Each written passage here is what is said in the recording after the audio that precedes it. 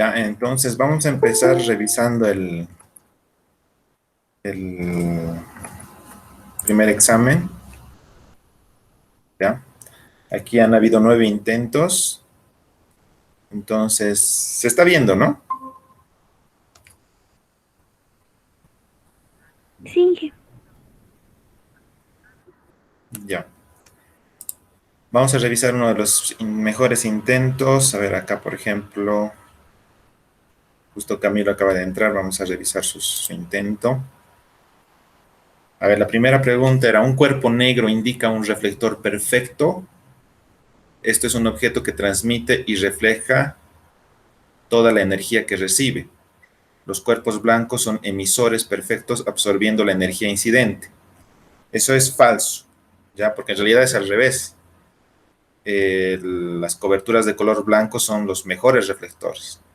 No son, no son emisores ni absorben la energía. Es por eso que les había dicho en la anterior exposición que cuando uno sale con una polera negra o una chompa negra, normalmente absorbe esa energía y se mantiene caliente, incluso después de entrar a uno a su casa.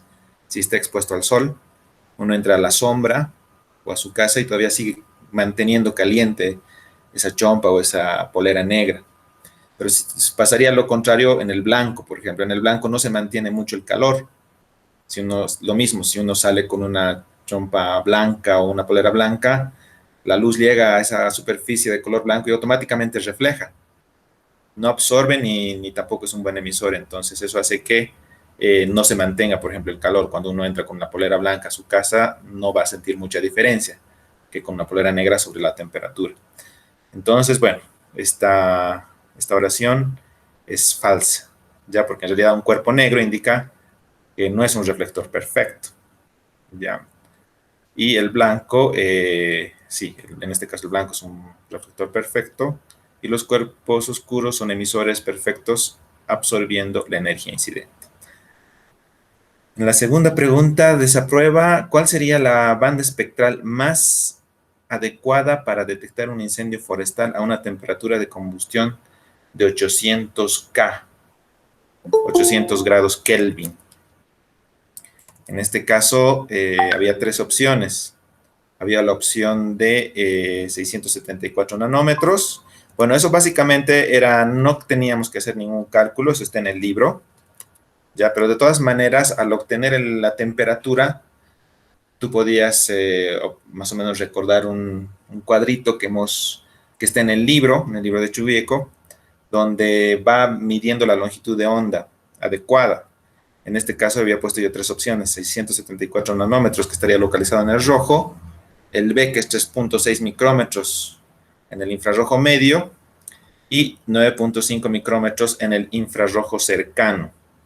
Ya, para ver esto un poquito, les voy a compartir mi pantalla. Voy a compartir otra pantalla.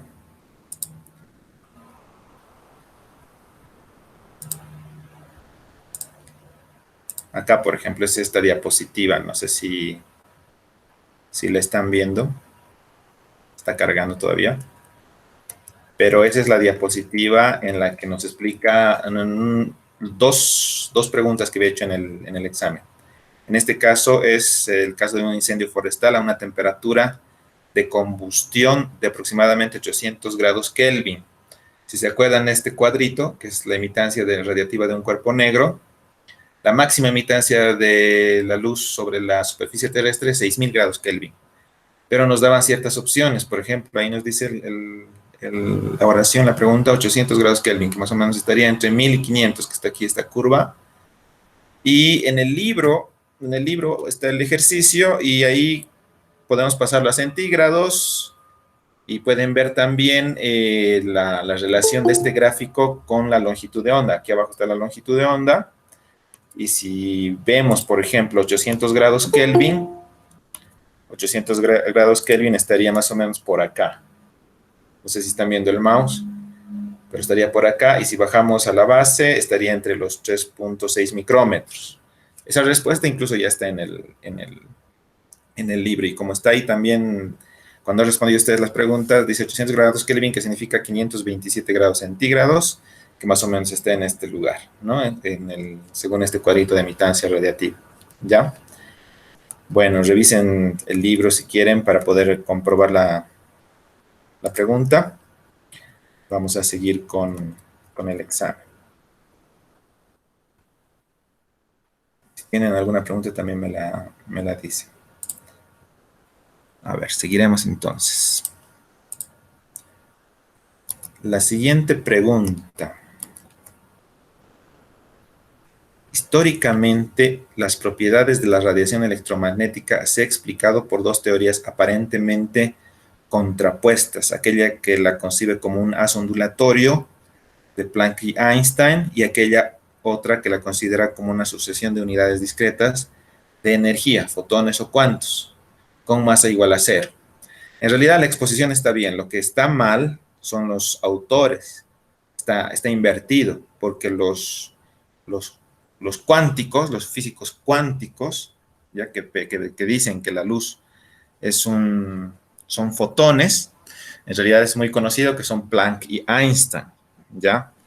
Y más bien la teoría ondulatoria la exponen Huygens y Maxwell, así que básicamente son los autores que he invertido, y bueno, eso es para que se acuerden siempre, ¿no? Siempre hay esa discusión hasta ahora. ¿Cómo viaja la luz? ¿En fotones o cuantos o como una ondulatoria? Bueno, para nuestros ejercicios y para lo que practicamos y para lo que se utiliza ahora en la ciencia, se utilizan ambas teorías, pero todavía los físicos siguen discutiendo que cuál es más importante, los fotones, los cuantos o comunas de ondulatorio. Y siempre no me canso en contarles, ¿no? Que en el espacio funciona más la teoría ondulatoria, perdón, la teoría de cuantos y en la Tierra la teoría ondulatoria, que funciona como el sonido. Y bueno, al final todo sigue siendo se sigue investigando esto porque resulta que aparecen los agujeros negros en el espacio, en el universo, y se traga la luz. Entonces, ahí otra vez se vuelven a pelear, ¿no? ¿Cómo se traga la luz si está viajando en fotones, en cuantos, y por qué la gravedad cae de la luz, por qué las ondas se desvían? Entonces, bueno, eso se sigue discutiendo, pero para lo que conocemos y el conocimiento hasta ahora es que hemos podido descubrir nuevas longitudes de onda, por ejemplo, como el infrarrojo medio y otras longitudes de onda. Y eso nos ayuda a nosotros para detectar o para por lo menos utilizar las imágenes de satélite, ¿no? Bueno, la respuesta, falso.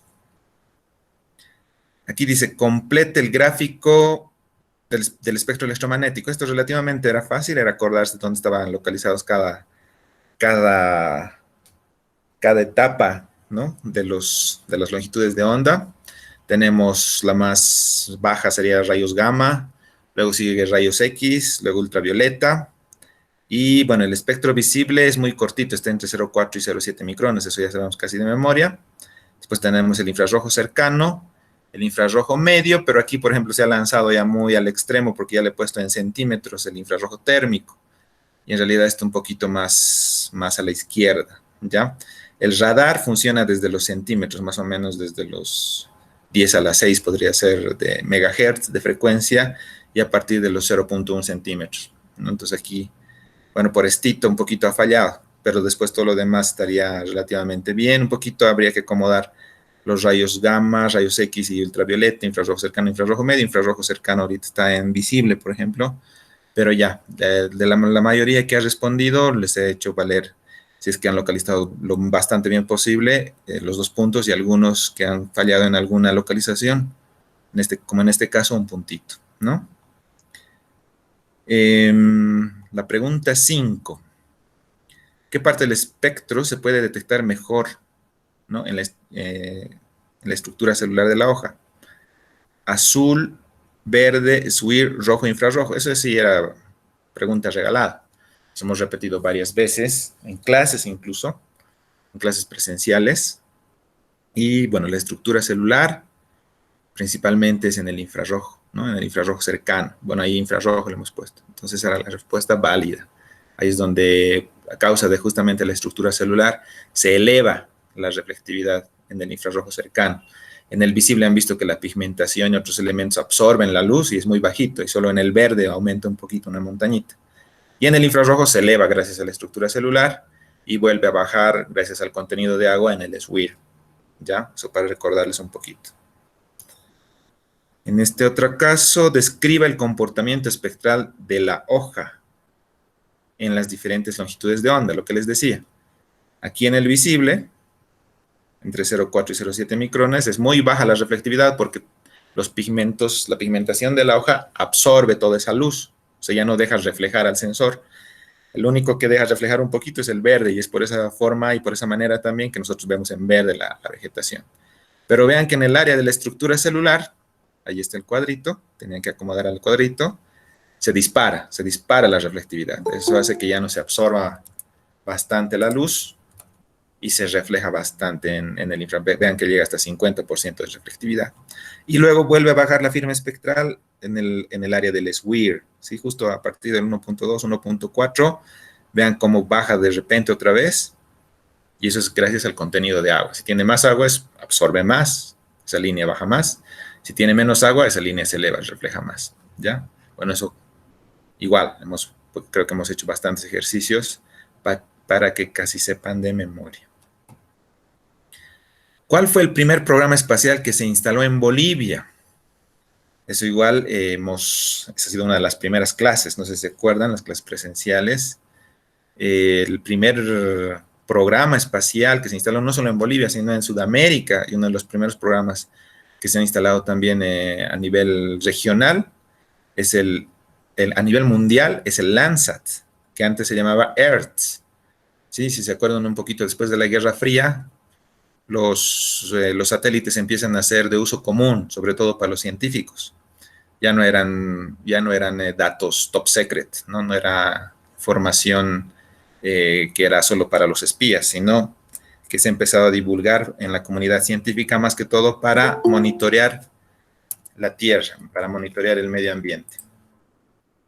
Entonces, el programa Earth ha empezado a trabajar en todo el mundo y uno de los lugares que ha priorizado, podríamos decir, ha sido Bolivia.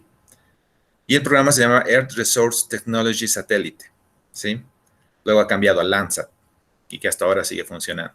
Sin embargo, hemos tenido la suerte de poder tener ese primer proyecto con el Landsat 1 y es por eso que el mapa de cobertura y eso actual de la Tierra lo tenemos desde el 1978 con las primeras imágenes Landsat 1. Entonces, si ustedes ven las memorias de ese mapa, pueden buscar en internet y pueden investigar sobre ese mapa. El primer mapa de cobertura y uso actual de la Tierra de Bolivia se ha hecho gracias al programa EARTH.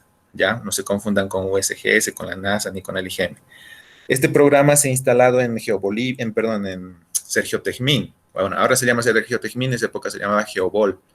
¿Ya? Y justamente ha sido también gracias a este programa espacial que se ha creado la carrera de geografía. Eso les había contado también, de que era un proyecto de USAID, de Estados Unidos, que han traído científicos, geógrafos a Bolivia, cuando todavía no se conocía muy bien la carrera aquí en Bolivia, y no había geógrafos, entonces han decidido que formar o que crear una carrera de geografía. Entonces estos geógrafos, investigadores de Estados Unidos, aparte de tener como proyecto, como tarea, hacer el mapa de cobertura y uso actual de la Tierra, han formado gente, y esa gente, por ejemplo, si lo conocen, el ingeniero Galopo, ha sido uno de los primeros que han participado en el mapa de cobertura y uso actual de la Tierra y ha sido uno de los primeros docentes que han participado también de la carrera de geografía. Entonces, podemos decir que gracias a este programa espacial, incluso se ha creado la carrera, ¿no? en la universidad. ¿Ya? Así que este programa, aparte de haber hecho el primer mapa de cobertura y uso actual de la Tierra de Bolivia y uno de los primeros mapas a nivel de Sudamérica, también podemos decir que gracias a ese proyecto tenemos la carrera de Ingeniería Geográfica. Ya eso como detalle para que sepan, como anécdota. Pregunta 8. La firma espectral del gráfico pertenece al sensor. A ver, si ustedes están viendo este gráfico, a primera vista, eso era igual una pregunta regalada. A primera vista, ya saben cuál es. Y les doy 3 opciones. Hyperion, Landsat, TM o Aviris. ¿Cuál creen ustedes que es la respuesta correcta? Landsat. ¿Por qué? Hyperion tiene 243 bandas. ¿Qué significa? Que tendríamos que tener 243 puntitos aquí, pero vean que apenas tengo, a ver, vamos a contar, 1, 2, 3, 4, 5, 6, 7 puntos, ¿sí? 7 puntos quiere decir 7 bandas, ¿ya? Entonces, al tener 7 bandas, no es ni Hyperion, que tiene 242 bandas, ni Aviris, que creo que tiene 230 bandas. Entonces, Landsat era la respuesta correcta, a primera vista, ¿ya? Bueno, los que han hecho el ejercicio, han hecho sus prácticas, seguro se han dado cuenta rápidamente.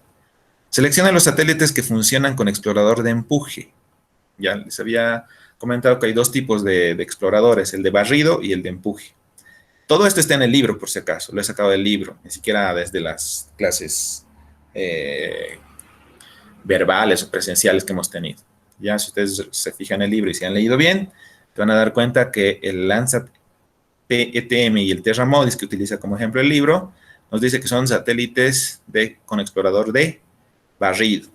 Y el Spot y el Iconos son satélites de empuje, push room también le llaman, ¿no? La respuesta correcta es Spot, Iconos, ¿ya? Satélite de empuje, que son los más modernitos que hay, los más modernos. Y la última pregunta, ¿qué tipo de imágenes de satélite utilizaría para desastres urbanos? Por ejemplo, un deslizamiento en la ciudad de La Paz. Ya esto era un poquito más para que reflexione y piense, no era tanto memoria. A ver, les he dado 5 opciones. Spot, Pleiades, Landsat, Sentinel, Modis. ¿Cuál de estas sería? Spot tiene 5 metros de resolución, por lo tanto, en un área urbana, medio difícil, ¿no? Aunque sí tiene buena resolución, entre comillas, ¿ya? No vas a poder detectar, por ejemplo, si ha habido un deslizamiento, quieres ver cuántas casas han sido afectadas, quieres hacer un conteo de casas, por ejemplo. Entonces, con 5 metros ya es un poquito complicado. A veces un patio puede diferir en el píxel, ¿sí? Entonces, no sería lo muy adecuado. Pleiades, por ejemplo, tiene 50 centímetros de resolución. Ahí no se va a perder una casa, no se les va a pasar una casa o un terreno, un patio, no sé, para hacer contabilización de casas, por ejemplo, afectadas, ¿ya? Entonces, Pleiades, que tiene 50 centímetros, es ideal para hacer el estudio de deslizamiento, por ejemplo, en el caso de La Paz, que todavía es más complicado por las pendientes. Landsat, difícil, tiene 30 metros y su mejor resolución es 15 metros, entonces no nos serviría básicamente. Sentinel, 10 metros igual. Modis, que tiene, ¿cuánto de resolución tiene el Modis? Creo que 1 kilómetro, 500 metros, o sea, menos, ¿ya? Entonces no nos sirve, la respuesta correcta era Pleiades. Bueno, ese es el primer examen. Vamos a irnos al segundo examen. Hay algunas preguntas que son repetidas también. Vamos a irnos al grupo B. Ahí ha habido 7 intentos. Vamos a ver, uno de los... ¿Quién se ha sacado la mayor nota acá? A ver, el de Pania, vamos a revisar. ¿Qué elementos constituyen la teledetección y cómo funcionan? Bueno, este es igual del libro, esa es memoria, es pregunta memorística. Seleccione una o más de una. En este caso, si fallaban una, ya la respuesta creo que era inválida, ¿no? Eso está automático. Pero aquí le he acertado a todas. Es el sistema sensor, usuario final, cubierta terrestre, sistema de recepción y comercialización, intérprete y fuente de energía. Por ejemplo, órbitas de satélites, nada que ver dentro del elemento que constituye la teledetección. Y los mapas, bueno, tampoco, ¿no? Eso era algo que, como les decía, está en el libro, ¿ya? Eso lo saqué del libro. A ver, la segunda pregunta. De la siguiente lista de imágenes de satélites, selecciona las obtenidas con sensores pasivos. Ustedes saben que hay 2 tipos de satélites, de sensores sobre todo, con sensores pasivos y sensores activos. Los pasivos son los que funcionan con la luz del sol, con la reflectividad del sol, y los activos son los que funcionan con su propia energía, ¿ya? Eso para que no se olviden. En este caso, si les doy estas opciones, WorldView 3, TerraSat X, Landsat TM y RadarSat, ¿cuáles funcionan con sensores pasivos? Fácil, WorldView 3 y Landsat TM, ¿ya? Esos, los pasivos, son los que funcionan con la luz del sol. Todo lo que es radar, por ejemplo, emiten su propia energía. Y ahí en el nombre nomás ya decía TerraSat, todo lo que es SAR es radar, entonces ya es un sensor activo. Y RadarSat, sensor activo, ahí mismo dice radar, entonces el radar no funciona con la luz del sol, funciona con su propio emisor de energía. Pregunta 3. Relacione las resoluciones a su respectivo sensor y satélite. Entonces, eso era más que todo relacionar las respuestas. A ver, tenemos Landsat 2 MSS. ¿Qué resolución tiene? El Landsat 2 tiene 80 metros. Tiene 4 bandas. Es muy parecida a la imagen con la que estamos haciendo los ejercicios del Landsat. Sivers 2B HRC. Sivers 2B es el satélite y el sensor es el HRC, High Resolution, no me acuerdo qué es la C, pero es de alta resolución, que es más o menos equivalente al pancromático en los últimos satélites, y tiene una resolución de 2.7 metros, que es el satélite chino-brasilero, y ahí tiene una banda pancromática, como dice ahí, que es la HRC. Sentinel 2A, resolución espacial 10 metros. ¿Cuántas bandas tiene? 13 bandas, ¿ya? Entonces, básicamente era relacionar qué con qué, ¿no? Landsat 80 metros y resolución de 4 bandas, HRC, que es una banda de 2 metros, y Sentinel con 10 metros y 13 bandas. Esa es la respuesta correcta. 4. Según la ley de Wien, el Sol tiene su máxima emitancia a los 6000 grados Kelvin de temperatura. ¿Cuál será la longitud de onda y en qué lugar del espectro se situaría? Y bueno, esto es igual, muy parecido a la respuesta anterior. Les voy a mostrar un ratito. Compartir mi pantalla con el gráfico. Entonces, es con este cuadrito que ya lo habíamos visto. ¿Ya? Vean que en el cuadrito, la máxima emitancia que tiene el Sol sobre la superficie terrestre que se ha descubierto gracias a la ley de Wien, se localiza en 6000 grados Kelvin. Si ustedes ven el mouse, más o menos por esta región, en donde ahí dice banda de energía visible. Y en la superficie terrestre es la máxima emitancia que tiene la luz del Sol. Si bajamos a la base, donde están la longitud de onda, ahí más o menos se localiza a los 0,5 micrómetros, que es la mitad del rango visible, entre 0,4 y 0,7, el 0,5 micrómetros está ahí. ¿Sí? Entonces, si hacemos el cálculo de temperatura y relacionamos con la longitud de onda, estamos en los 0,5 micrómetros. Entonces, en este caso, la respuesta correcta es 0,5 micrómetros. Y antes de pasar esta respuesta, quería hacerles notar también que fíjense en este cuadrito, es súper interesante lo que descubre Wien, porque justo en la banda de energía visible, o sea, donde la máxima emitancia del Sol llega hacia la Tierra y funciona en esta longitud de onda, es justamente como hemos evolucionado los seres humanos. O sea, por eso vemos en visible. Tal vez alguien se ha preguntado, ¿por qué no vemos en infrarrojo? ¿Por qué no vemos en ultravioleta? ¿O por qué no vemos en SWIR? Porque básicamente el Sol, cuando llega a la Tierra, hasta ahora, obviamente, esos rayos de luz que llegan todas las mañanas sobre la superficie terrestre, llegan a este grado de emitancia sobre la superficie, y cuando hemos llegado a evolucionar, nuestra vista se ha acomodado a esa longitud de onda. Entonces hemos empezado a desarrollar nuestra vista en 3 rangos de color, azul, verde, rojo. Es por eso que vemos en el rango visible. Ahora hay algunos animales, por ejemplo, que solo ven en pancromático, o sea, en blanco y negro. Entonces, no han evolucionado tanto como nosotros, digamos, ¿no? Como los seres humanos. Entonces, ven en escala de grises, así como una imagen en blanco y negro. O sea, solo tienen una banda, digamos, algunos animales, ¿no? Nosotros tenemos, digamos, como que hemos desarrollado un poco más nuestra visión, y es justamente gracias a esto que ha descubierto Wien, la máxima emitancia del cuerpo negro, y es lo que hemos desarrollado, ¿no? En esa longitud de onda. No se olviden, 0,5 micrómetros en el rango visible. Y bueno, gracias a eso vemos por lo menos en 3 colorcitos, ¿no? O sea, en esos 3 combinaciones de colores, ya como hacemos con la computadora. Bueno, eso para que no se olvide. Eso para que no se olvide, porque tal vez no volvamos a tocar este tema, ¿no? Pregunta 5. Seleccione los satélites que funcionan con explorador de barrido. Bueno, ya les había explicado, hay 2 tipos, el barrido y el empuje.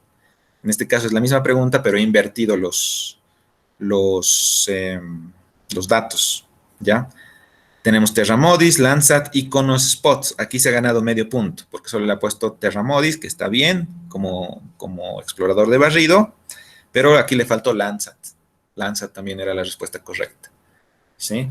Landsat y Terramodis son los exploradores de barrido. No sé si se acuerdan de los videitos que les había enviado, que también están en la plataforma de Google Classroom. Entonces ahí, si ustedes ven cómo sacan las imágenes, es como una escoba, ¿no? Por eso se llama barrido. Entonces va de izquierda a derecha, va tomando las imágenes. En cambio, el push room, el otro, de empuje, va tomando de abajo para arriba. ¿Sí? Bueno, ambas tienen sus pros y sus contras, pero lo que más se utiliza actualmente es el de empuje. ¿Ya? Pregunta 6. Ordene la firma espectral según la composición orgánica del suelo. Bueno, esto igual lo he sacado del libro y muchos han caído en el errorcito. ¿Ya? Dice, completa máxima materia orgánica le han puesto a la A, cuando era al revés. La completa máxima materia orgánica era la de abajo, la C. ¿Ya? O sea, esto está al revés. Y la mínima descomposición es la B, refleja más. Cuando hay mínima descomposición del suelo, la firma espectral es, bueno, básicamente como lo conocen ustedes, como una firma clásica de suelo. Pero cuando tiene una completa o máxima materia orgánica, cuando hay más contenido de materia orgánica, es al C. Es como el ejemplo que está ahí en la pantalla, el gráfico, en el C. ¿Ya? Y B es una descomposición parcial de materia orgánica. Entonces, eso lo pueden revisar. Pregunta 7. ¿Qué longitud de onda se encuentra en el SWIR en el espectro? Bueno, eso igual está en el libro y eso les había dicho, apréndanse de memoria, igual que la tabla periódica para los químicos. Entonces, aquí tenemos que saber de memoria. 0,4 a 0,7, rango visible. 7 a 1,2, infrarrojo cercano. 1,2 a 2,5, infrarrojo medio. Esa es nuestra área de trabajo. Es la que más utilizamos en sensores pasivos. ¿Ya? En sensores pasivos que funcionan con el rayo del sol, con la luz solar. También se llaman imágenes ópticas. Entonces, respuesta correcta, SWIR, 1,2 a 2,5 micrómetros. ¿Ya? Pregunta 8. ¿Cuántos niveles de gris tiene una imagen de 16 bits? A ver, habíamos hecho el ejercicio en clase incluso de 2 a la 8. 2 a la 8, ¿cuánto es? 256, 2 elevado a la 8. Entonces, normalmente las imágenes que utilizábamos antes, sobre todo las Landsat, tenían 8 bits de resolución. ¿Sí? Eso significaba 256 niveles de gris. Pero ahora las últimas imágenes que están generando, ya tiene de 11 bits, de 12 bits y de 16 bits. Entonces, básicamente es elevar 2 a la 16. ¿Cuánto es 2 elevado a la 16? 65.536. ¿Ya? Esa es la respuesta correcta. Imagínense, tenemos 65.536 niveles de gris para ahora analizar las imágenes de satélites. Es un trabajo muy fuerte y además que necesitamos equipos más potentes, ¿no?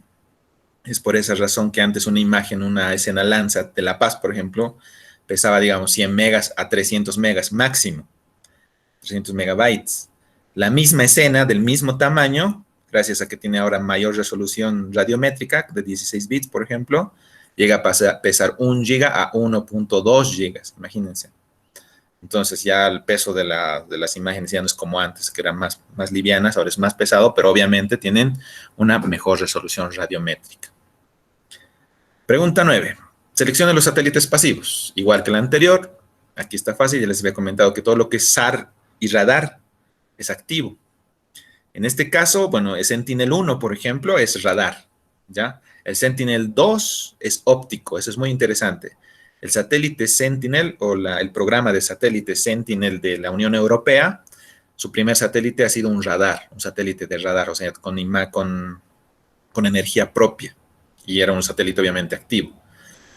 Y el segundo satélite ha sido óptico, muy parecido o queriéndose parecer con una mejor resolución a Landsat, ¿ya? Entonces, han como intercalado, ya sacaban un satélite de radar, sacaban un satélite óptico. Y esa es la discusión que incluso hay en Bolivia, ¿no? ¿Qué satélite vamos a enviar? Hay gente que dice, bueno, el satélite Landsat, por ejemplo, es gratis, ¿para qué vamos a lanzar uno parecido? ¿Por qué no lanzamos un satélite de radar, que es lo que necesitamos y cuesta caro? Entonces puede tener su justificación, ¿ya? Pero en este programa, como les decía, de la Unión Europea, de los Sentinel, el primero, este Sentinel-1, era, si ustedes ven en internet o han averiguado también en sus prácticas, el Sentinel-1 es radar, el Sentinel-2 es óptico o pasivo. Pero ya yéndonos a la respuesta correcta era QuickBird, que funciona con el Sol, que es un satélite pasivo, y el GeoEye, que también es un satélite pasivo, ¿ya? Y bueno, Sentinel siguen saliendo, ¿no? Sigue saliendo más siguen enviando más satélites al espacio ahí. Pregunta 10. Seleccione los satélites activos. Ahí está, todo lo contrario de la anterior pregunta. Satélite Sentinel-1, como les decía, es activo. Y TerraSAR X, todo lo que es radar, como les decía, es activo. Entonces, la respuesta correcta es Sentinel-1 y TerraSAR X, que es activo, que emiten su propia energía, ¿ya? Bueno, esas es las respuestas correctas del segundo examen. Han visto que no estaba tan difícil. Un poquito, son como es, un poquito tomar atención y no ponerse nervioso al rato del examen, ¿ya? Y poder recordar lo que uno ha aprendido, ¿no? Y también uno se da cuenta si de verdad estamos aprendiendo, porque a veces somos memoriones. Entonces uno ya se da cuenta, digamos, en este caso, ¿no? La pregunta 1, completa la leyenda de las firmas espectrales según corresponda. Ya, aquí podemos ver, era acomodar la leyenda. El primero es agua, si ustedes se acuerdan, muy baja reflectividad en 10%, ¿ya? Y bueno, va bajando en el infrarrojo y en el SWIR. Vegetación, casi deben conocer de memoria ya la firma espectral de vegetación, entonces era relativamente fácil, bajo en el visible, alto en el infrarrojo. Suelo, bueno, hemos visto algunos ejemplos de suelo, que es este, ¿sí? Que es bajo en el visible, empieza a subir en el infrarrojo cercano y se mantiene en el SWIR. Concreto, bueno, el concreto que es estable entre visible, infrarrojo y SWIR. Y nieve, nieve que igual es muy conocido, muy alta reflectividad en el visible, va bajando hasta el SWIR, ¿no? Entonces, eso es cuestión de recordar, de ver cómo funciona y ahí me doy cuenta si realmente están entendiendo y si sabemos cómo funciona una firma espectral. Entonces, eso es. Pregunta 2. Esta es la misma, ¿no? Según la ley de Wien, el Sol tiene una máxima emitancia de los 6.000 grados Kelvin de temperatura. ¿Cuál sería la longitud de onda? Para situar esa energía, 5 micrómetros. Eso ya habíamos respondido.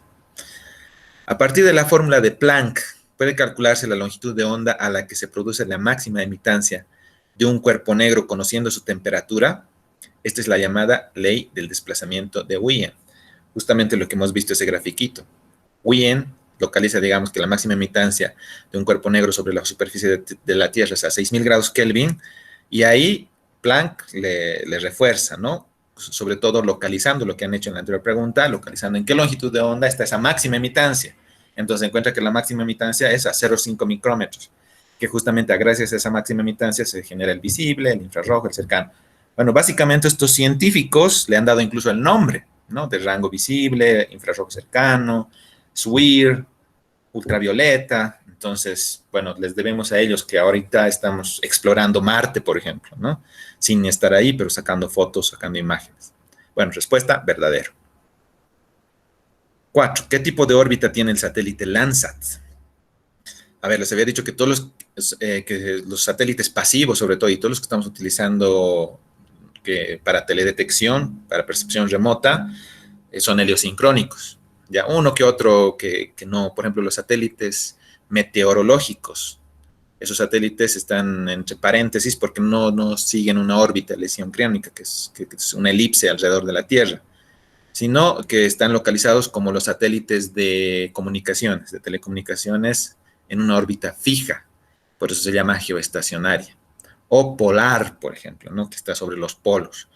En cambio, nuestros satélites, los que utilizamos en percepción remota y en teledetección, como les decía, la mayoría, ¿sí? La mayoría son heliosincrónicos, ya que es una elipse que se forma alrededor de la Tierra y que son heliosincrónicos justamente porque se sincronizan con el Sol, ¿ya? Y están viajando constantemente y toman fotografías de toda la Tierra.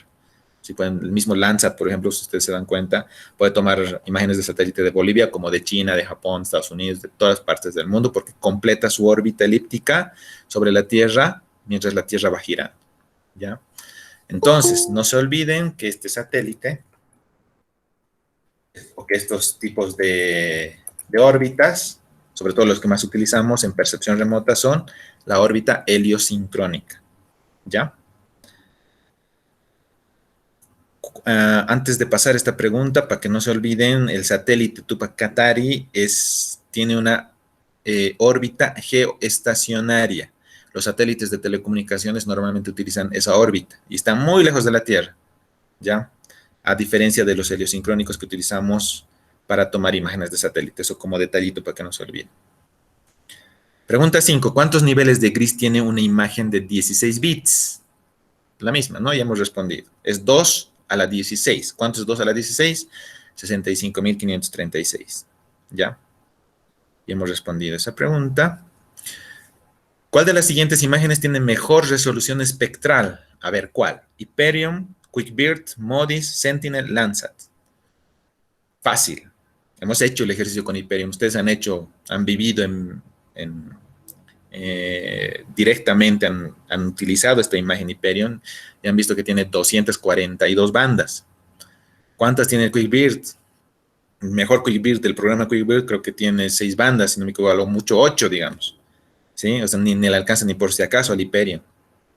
MODIS tiene 36 bandas. Sentinel tendrá 12. Landsat tendrá lo mucho, si no me equivoco, 11. ¿Ya? Entonces, ninguno se acerca ni poquito al Hyperion, que tiene 242 bandas. Entonces, la respuesta correcta sería 200 Hyperion. ¿Ya? Pregunta 7. Históricamente, las propiedades de la relación electromagnética se ha explicado por dos teorías aparentemente contrapuestas, aquella que lo concibe como un haz de luz ondulatorio y aquella otra que lo considera como una asociación de unidades discretas de energía, fotones o cuantos con más igual a cero. Ya ahí hemos respondido esta pregunta. Es falso porque ahí he invertido los autores. Ya ese es, digamos, el error. O sea, el texto, la oración está bien, pero Planck y Einstein son los cuánticos y Huygens y Maxwell son los ondulatorios, para que se acuerden. Ya, es muy conocido que Einstein, por ejemplo, si ven documentales y todo, está con la teoría de física cuántica, ¿no? Si hablan de física cuántica, van a ver que Einstein está ahí en la cumbre, ¿no? de esa teoría. Pregunta 8. ¿Qué área del espectro electromagnético absorbe más el agua? Fácil. Eso era regalado para todos. SWIR, ¿sí? En la región del SWIR. Infrarrojo cercano es la que más refleja.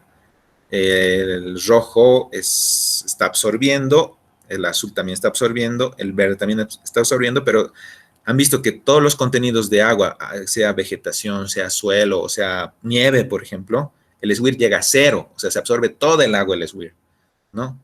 Por ejemplo, la misma agua, la misma firma espectral del agua, tiene como un 10% en el azul, ¿no? O en el rango visible.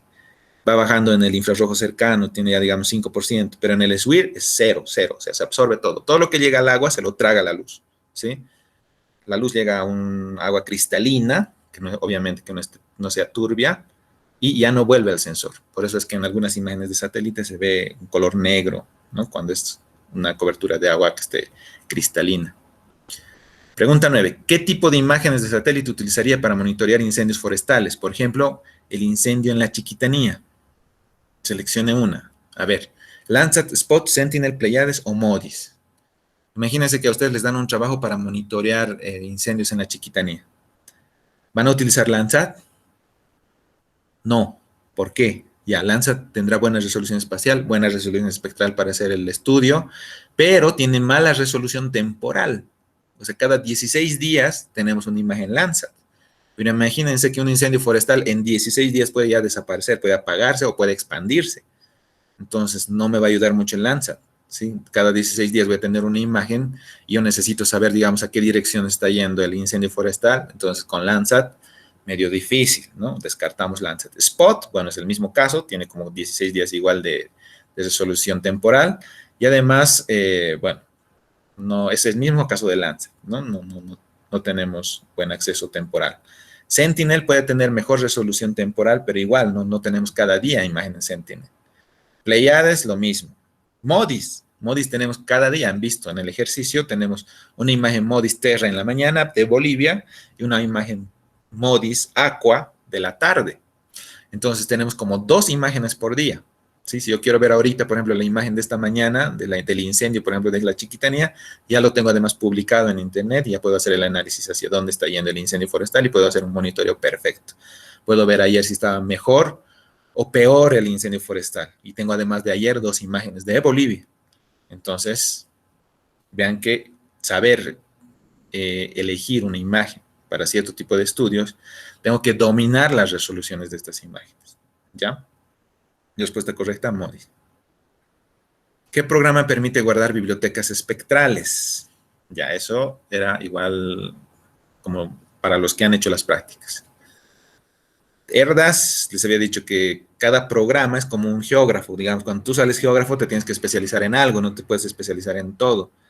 Digamos, te va a gustar catastro, te va a gustar, no sé, percepción remota, te va a gustar SIG, te va a gustar cartografía, te va a gustar geografía humana, no sé. Pero lo mismo es el mismo caso en los programas. Incluso, imagínense, estamos hablando solo de programas que tienen que ver con teledetección. Entonces, entre ERDAS y estos programas que tienen como opción ArcGIS, Snap, ENVI y QGIS, ERDAS no tiene esa, digamos, potencialidad de guardar bibliotecas espectrales como el ENVI, como el ejercicio que hemos hecho.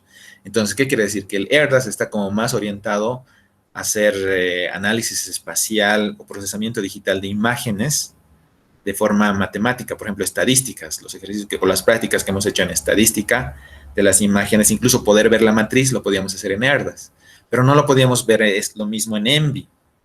Pero vean que en ENVI también tiene otras habilidades. A ENVI le interesa sobre todo hacer el análisis espectral, más que el procesamiento digital de imágenes, le interesa hacer el análisis espectral del ENVI. Entonces vean que entre esos dos programas nomás que se dedican a la teledetección o a la percepción remota, ya tienen sus especialidades, ¿no? Entonces en este caso podemos ver que el ENVI en nuestro primer semestre nos ha ayudado, por ejemplo, a crear una biblioteca espectral y a entender cómo funcionan los rangos espectrales, las longitudes de onda, las bandas de color, sobre todo en el ENVI, ¿no? Bueno, el ArcGIS es un SIG, les va a mostrar la imagen simplemente, no les va a mostrar ni la matriz, ni lo que hace el ERDAS, ni se los va a guardar una firma espectral, lo que hace el ENVI, es un SIG, que ya les había dicho es completamente diferente, es otro mundo el SIG a lo que es los ADI, ¿no? Que son programas de análisis digital de imágenes. El Snap sí puede hacer, pero está con limitación, ¿no? Solo para sus imágenes Sentinel. QGIS, el mismo caso de ArcGIS, ¿ya? Entonces la respuesta correcta es ENVI. Bueno, y eso es todo, todas son todas las respuestas, hemos visto ya los tres grupos. Y bueno, ya saben, creo que nos ha ido relativamente bien en este examen. Vean que la prueba, la idea de hacer estos exámenes es medir el conocimiento, o sea, no hacer chanchullo. Ustedes no hacen chanchullo para mí, sino hacen chanchullo para ustedes. Y si es que, digamos, quieren descubrir alguna respuesta haciendo chanchullo, al final eso les perjudica a ustedes, ¿ya? ¿Por qué? Yo también soy docente en el posgrado y en el posgrado nomás están todos, por favor, ¿cómo se hace una firma espectral? Pero eso ya se les ha enseñado en pregrado. O sea, cómo ha aprobado en pregrado y está en posgrado queriendo aprender eso.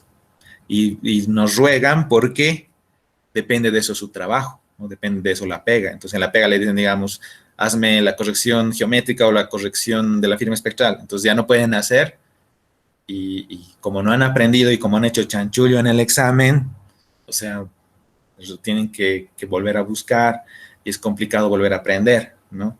Entonces, ahorita es la base, si ahorita tienen una buena base de qué realmente están haciendo en una imagen, bueno, se les augura a ustedes mismos un buen futuro para saber incluso de lo que están hablando. Ya hay muchos pajpacos también que dicen, o que hablan y que se hacen a los capos y que están hablando tonterías sobre imágenes de satélite. Entonces, si ustedes están seguros de lo que saben, seguros de lo que leen, seguros de lo que están aprendiendo, entonces les va a ir bien, van a estar seguros de su conocimiento y de lo que están ganando, ¿no? En las materias. Y bueno, el examen básicamente es medir eso, ¿ya? Es como una prueba más que para mí, para ustedes, y que se midan ustedes a qué nivel de conocimiento están. Tal vez alguno pensaba, por decir, que la firma espectral o que el infrarrojo, el agua absorbe el infrarrojo, por decir, ¿no? Entonces, aquí se sacan de dudas, ¿ya? Pueden hacer preguntas, entonces salimos de dudas todos, ¿ya? Y eso se nos queda para siempre. Entonces, bueno, eso es más que todo. Voy a dejar de grabar esta parte para entrar ya a lo que nos toca, la lección de hoy día. A ver. Ya, no sé si tienen algunas preguntas antes de detener la grabación.